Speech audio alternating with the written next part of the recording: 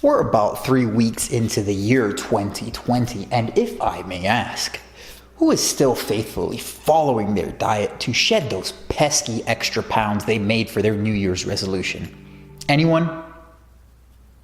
Well, if you're one of the millions of people in the United States who has committed themselves to losing weight or getting to a healthier state, then I congratulate you. But let's be honest for a second. Are you really going to sustain that weight loss you may have achieved in a short period of time for the rest of your life? Have you realized that there's more to this picture than just cutting calories or exercising? Are you still hungry, tired, dreaming of donuts, avoiding mirrors, avoiding scales, avoiding small cars? Well, no worries, because here's the ketogenic diet to make fat loss and pretty much everything else in your life that much harder for you.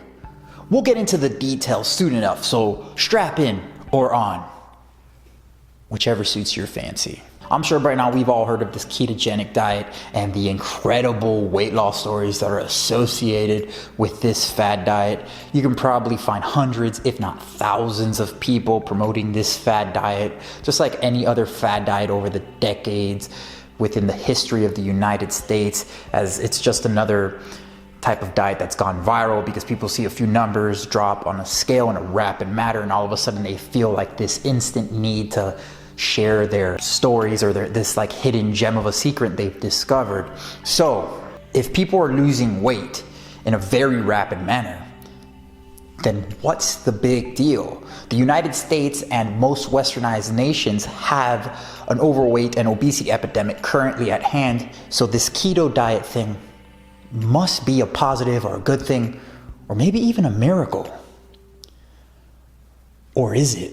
If we take a look at the science, we'll see that most diets will have success with rapid weight loss within the first 3 months, and eventually will plateau around that 6-month mark. And most people will regain all their weight back in about 2 years or so, back to their starting weight or their baseline weight. This includes vegan diets, low carb diets, or any diet you can think of. It's really unfortunate to say we have yet to have an actual long-term study lasting longer than 2 years with an actual proven sustainable weight loss plan. So what's all this fuss about the keto diet being great for weight loss? It's called marketing, you dumb shit. What the hell did you call me? Go fuck yourself. Go fuck myself?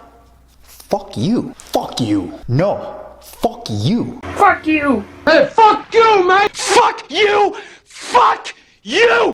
Fuck you. Fuck you. Fuck you. Fuck me. Fuck you. And that's how I feel sometimes when I'm talking to someone who thinks that a keto diet or a low carb diet is better than a high carb diet or a whole foods plant-based diet with no evidence to back up their claims except for this magical anecdotal experience that is rarely ever seen in person. I'm just saying, everybody who I've seen who's gone on a keto diet or like a low carb diet, which by the way is only a few people, they all usually regain all their weight back within a year or so.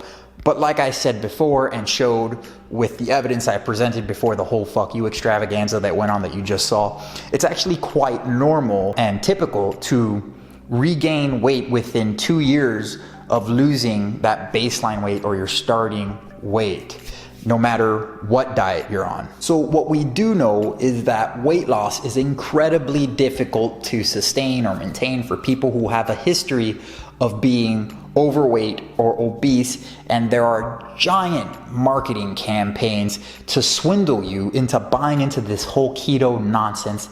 But why is keto worse than any other diet? Can you feel it?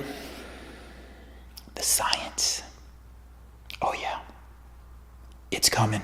In a 4-week metabolic experiment where 17 overweight or obese men were admitted to metabolic wards, they consumed a calorie-restricted 4-week high carbohydrate baseline diet and a 4-week calorie-restricted ketogenic diet. The baseline diet consisted of 50% of calories coming from carbohydrates, which is kind of ridiculous to see that these people think that 50% of calories coming from carbohydrates to be a high carb diet, but whatever. 35% of calories were coming from fat, and the rest of the calories are coming from protein. The ketogenic diet consisted of 80% of calories coming from fat, 5% of calories coming from carbohydrate, and the rest of the calories coming from protein. Long story short, all the participants lost weight, but unfortunately, when the participants were on the ketogenic diet, they lost more fat-free mass, like muscle and water, during the 4-week ketogenic diet than they did following the crappy baseline diet. So a baseline diet that has the macronutrient split similar to that of the diet of a typical average American causes just as much fat loss as a ketogenic diet without the loss of fat-free mass. Now that's very interesting to me because I thought muscle, natural muscle, was a good thing. What about a low-carb diet versus a high-carb diet? Luckily enough for me, I stumbled across another metabolic ward study that tested just that. And guess what? The participants lost 80% more cumulative body fat on a high carbohydrate restricted low fat diet than the high fat restricted low carbohydrate diet. And just so that you know, this was a study that was conducted on obese subjects. But hold on, there's more to this study. Check out the hormone levels and blood work of the subjects. A low carb diet compared to a high carb diet produced lesser drops in fasting glucose levels, total cholesterol, LDL cholesterol, and an increase in ghrelin and cortisol hormones, which I find just wickedly surprising. Ghrelin is known as the hunger hormone and cortisol is known as the stress hormone, which both were elevated when the subjects were on the low carb diet compared to the baseline diet of this experiment, whereas when the subjects were on the high carb diet, we actually see a drop of these hormones, which I would guess may have a big reason as to why the participants had a greater body fat loss when following a high carb diet.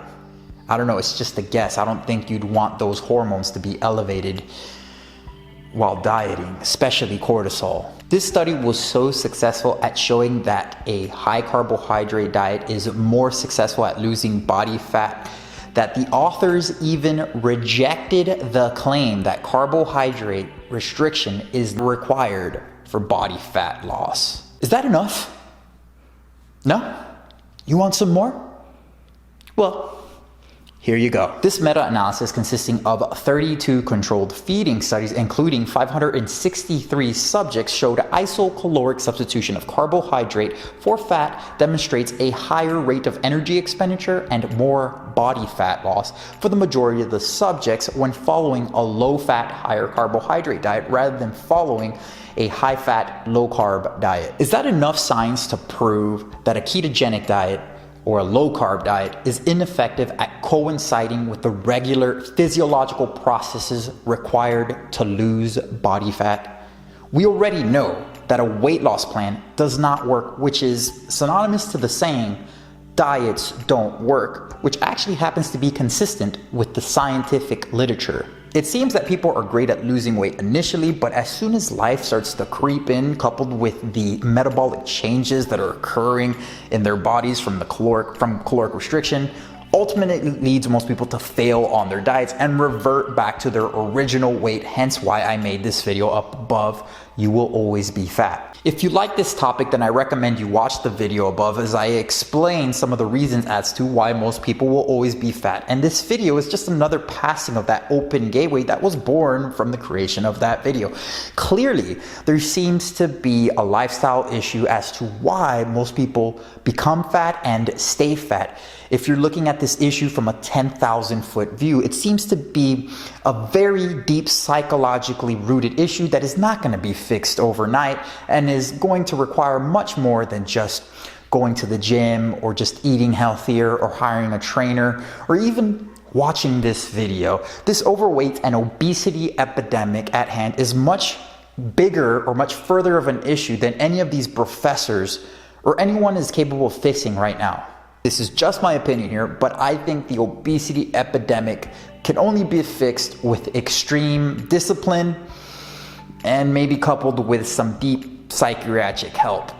With all that said, we know losing body fat is already hard, and maintaining that body fat loss is even harder. So why make it even harder on yourself by eliminating the foods that are best suited to get you to a healthy body fat percentage? Fair enough?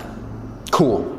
So let's drop this whole low carb or ketogenic diet nonsense. As the science shows, eating more carbohydrates supports fat loss. And what diet has more carbohydrates than a whole foods, plant-based diet? So I hope it's clear that I'm advocating for a high carb, whole food, plant-based diet, and not just any run-of-the-mill, high carb, junky, processed food diet. A whole food, plant-based diet loaded with fiber, antioxidants, and all the nutrients you need will get you to the promised land by majorly contributing to this impossible weight loss issue that may, after all, be possible. So that's it, everyone. All links and studies will be referenced in the description box down below. Feel free to check them out if you so desire. Please let me know what you think in the comment sections down below. As you know, I love to engage with all of you. You know I appreciate all of you. Feel free to like, subscribe, and hit the ding dong button if you haven't already. I'm The Natural Hoaxer. I want to thank you for watching, and please stay tuned for the next one.